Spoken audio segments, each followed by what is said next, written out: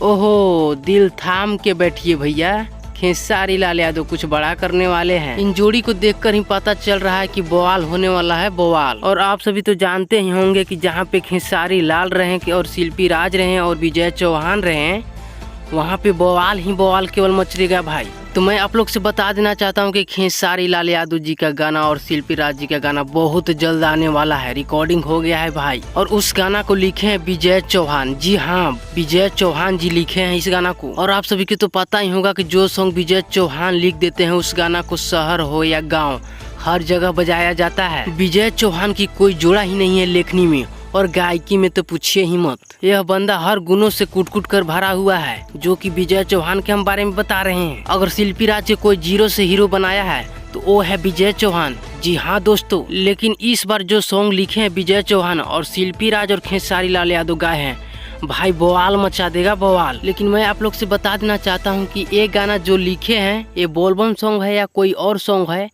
अभी तक ये जिक्र नहीं हुआ है। बस सोशल मीडिया पर इतना ही उन लोग शेयर किए थे कि एक सॉन्ग आने वाला है जो कि काफ़ी ब्लॉकबस्टर होगा।